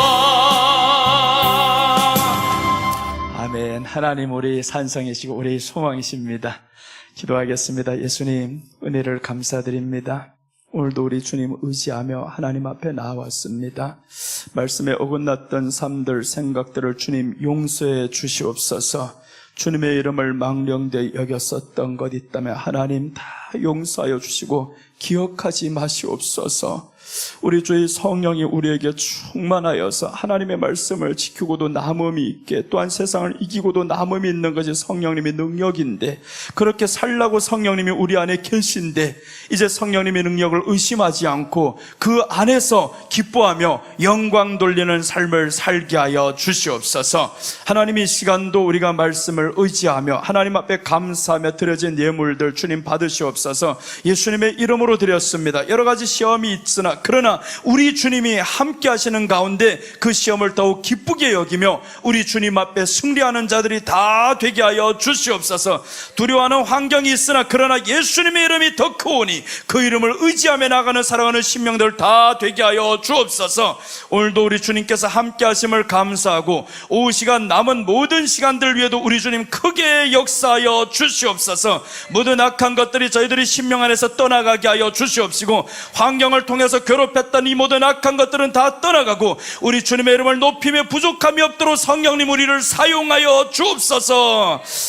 지금은 우리 주 예수님 그리스도의 은혜와 하나님 아버지 무한하신 사랑과 성령님의 내주 역사인도 충만하심이 오늘도 예수님 안에서 살아가기를 원하는 모든 사랑하는 신명들 머리 위에와 저희들이 가지고 온 모든 기도 제목들 위에와 가정과 교회와 또한 하나님 앞에서 모든 섬겨야 할 일들 위에와 이 나라와 민족과 우리 기도원 위에 지금부터 영원토록 함께 하시기를 간절히 축원하옵나이다. 아멘. 우리 주님 세 번 부르고 기도하겠습니다. 주여 주여 주여. 할렐루야. 사랑의 아버지 하나님, 은혜와 사랑을 감사드립니다. 우리 주님 안에서 살아가는 주의 백성들 되게 하여 주옵소서. 오늘 시간도 하나님께서 지켜주시고 주의 은혜가 우리에게 충만하게 하심을 감사합니다. 하나님 지켜주셔서 고맙습니다. 주님 사용하셔서 고맙습니다. 예수님, 이제 예수님의 이름으로 온전히 살아가는 하나님의 사람이 되도록 주께서 끝까지 지켜주시옵소서. 하나님, 우리 의가 있어봐야 얼마나 되겠습니까? 그러나 우리 주님의 의가 우리에게 덧입혀졌사오니 주님의 의로 살아가는 심령들 되게 하소서. 예수님께서 우리를 불쌍히 여겨주시고 주님 안에 살아가기에 넉넉한 믿음을 주시옵소서. 예수님, 믿음이 없어 하나님을 의심하는 자가 아니라 하나님을 기쁘시게 하는 믿음이 우리들 안에 있게 하여 주시옵시고, 이제 믿음으로 말미암아서 이 모든 근심과 걱정 다 몰아내고 우리 주님의 이름의 전능하심 아래서 살아가게 하여 주옵소서. 주님의 이름이 우리에겐 그늘이요 주님의 이름이 우리에게는 기쁨이요, 그 기쁨 안에서 살아가는 믿음의 용사들이 되게 하소서. 예수님 더욱 의지합니다. 예수님 더욱 바라봅니다. 성령 하나님, 오늘도 지켜주셔서 감사합니다. 오늘 이 시간도 성령님 크게 역사하여 주셔서 정말 우리 사랑하는 신명들 이곳에서 주님의 은혜에 만끽하며 주님을 채워서 주님으로 살아가게 하여 주옵소서. 주님이 그토록 우리에게 들어오기를 원하셔서 성령을 보내주셨는데 이제 성령님이여, 우리 죄가 성령님을 가리지 않게 우리가 회개하며 주님 앞에 나아갑니다. 하나님, 우리 죄를 용서하시고 우리 안에 주님을 거절했었던 이 모든 죄들을 용서하시옵소서. 예수님, 우리 안에 계셔서 정말 우리를 다스려 주셔야 합니다. 하나님 아버지, 세상에 살아가면서 우리 믿음이 아닌 주님이 함께 하시는 믿음으로 살아가게 하여 주옵소서. 예수님, 우리 안을 다스려 주소서. 우리 마음을 다스려 주소서. 주님, 우리를 지배하소서. 지배하소서. 주님을 원합니다. 주님을 원합니다. 주의 얼굴을 원합니다. 주여, 오늘도 살아가는 심령들을 불쌍히 여기소서. 주님 안에 살 수 있게 성령이여 도와주소서. 아버지, 보호해 주시니 감사합니다. 이 시간도 함께 해 주시니 감사합니다. 우리 주님 안에서 또 이제 오후 시간을 맡깁니다. 오후에 하나님 피곤한 육체들 하나님께서 긍휼히 여겨주시옵시고, 말씀을 들을 때 하나님의 살아있는 역사가 임하게 하여 주시고 믿음이 갑절로 성장하게 하여 주시옵시고, 예수님을 바라보는 그 믿음의 기적이 일어나게 하여 주시옵시고, 주님이 저희들에게 손을 대주시고 주님이 스쳐가는 그 소리에 그 감각이, 그 느낌이 우리에게 회복되게 하여 주시옵소서. 주님이 말씀하시기를 내니 두려워하지 말라, 내니 두려워하지 말라. 아무리 두려운 환경이 할지언정 주님이 우리와 함께 하시니 두려워하지 말라는 주님의 음성이 우리 안에 확실히 들려지게 하여 주옵소서. 주님, 오늘도 이 시간 역사하심을 감사합니다. 말씀을 주셔서 감사합니다. 사용해 주셔서 감사합니다. 남은 모든 시간들 주님 부탁합니다. 주님께서 사용하시고 주님의 도구로 사용받기를 원하오니 주여, 주여 긍휼히 여겨 주옵소서. 긍휼히 여겨 주옵소서. 오 주여, 시간도 지켜주심을 감사합니다. 성령님 역사해 주셔서 감사합니다. 주님 바라봅니다. 주님 역사하소서. 주님 역사하소서. 아버지 감사합니다.